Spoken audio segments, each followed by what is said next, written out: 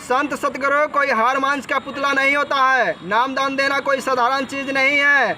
नामदान यानी आत्मा का धन, आत्मा का दौलत।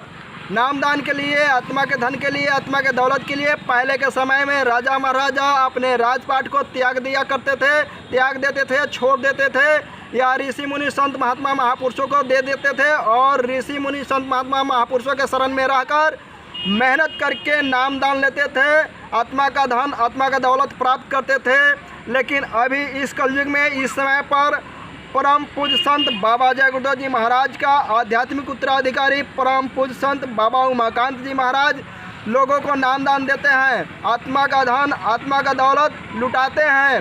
यानी परम पूज्य संत बाबा जय गुरुदेव जी महाराज खुले रूप से लोगों को आत्मा का धन, आत्मा का दौलत नामदान लुटा रहे हैं। संत सतगुरु पूरे पावन में होते हैं, सर्वशक्तिमान होते हैं, ईश्वर खुदा गॉड प्रभु परमात्मा भगवान होते हैं।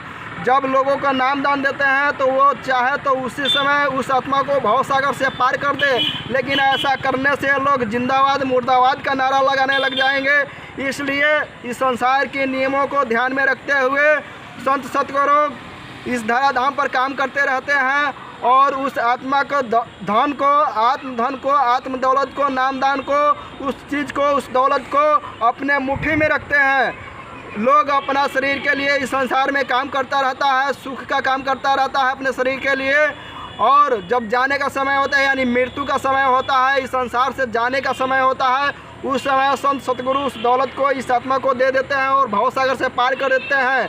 यानी आत्मा के घर, आत्मा के देश, आत्मा के धाम में सदा सदा के लिए पहुंचा देते हैं।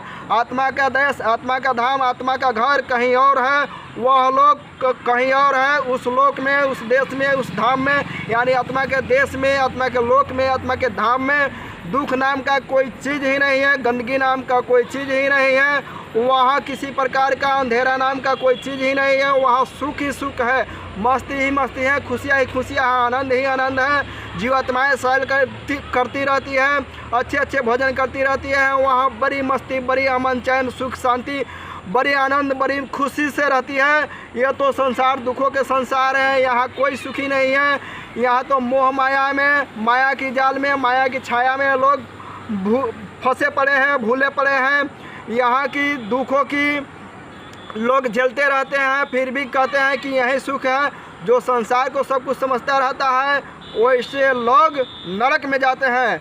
यहाँ स्वर्ग में सुख है, लेकिन स्वर्ग में कौन जाता है? धार्मिक लोग जाता है, जो धर्म करता है वही लोग स्वर्ग में जाता है। लेकिन इस समय पर लोग धर्म को भी भूल गया है, यानी पाप ही पाप, बुरा कर्म, खराब कर्म करता रहता है, जिसके अनुसार यानी उन बुरे कर्मों के अनुसार लोग नरक में चले जाते हैं। नरकों में लाखों वर्षों तक, करोड़ों वर्षों तक जलाए जाते हैं, तपाए जाते हैं, सराए जाते हैं, काटे जाते हैं, मारे जाते हैं। वहाँ की सज़ा भोगने के बाद 4 खान 84 लाख योनियों में उनको सज़ा भोगना पड़ता है।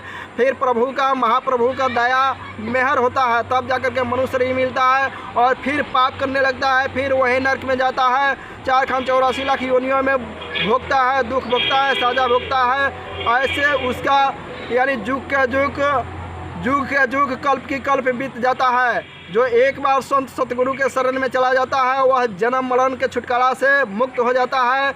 इस संसार की, नरकों की, नरक 84 4 खानों की दुख से यानी छुटकारा हो जाता है, मुक्त हो जाता है और सदा सदा के लिए अपने देश धाम घर को पहुंच जाता है।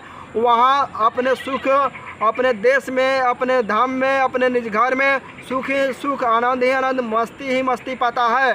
संत सतगुरु रविदास जी महाराज के शरण में मीरा गए, यानी मीरा राजघराने की थी, राजा घर के थी, और वहाँ जाने पर संत सतगुरु संत शिरोमणि रविदास जी से जब प्रेम हुआ तो मीरा कहने लगी, पायो जी मैंने नाम रतन धन पायो, वस्तु अमोलक दिन है मेरे सतगुरु, कृपा करी अपनायो, पायो जी मैंने नाम रतन धन पायो।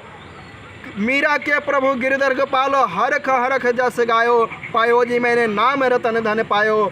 और उनका गाँव वाला कहे, मीरा लोग कहे मीरा हो गई बावरी, सास से कहे कुलनासी रे, पग घुंघरू बांधे मीरा नाची रे। उस नाम धन को, उस आत्म दौलत को, उस आत्म के दौलत को, आत्म के धन को आज परम पूज्य संत बाबा उमाकांत जी महाराज लुटाते हैं, लुटा रहे हैं।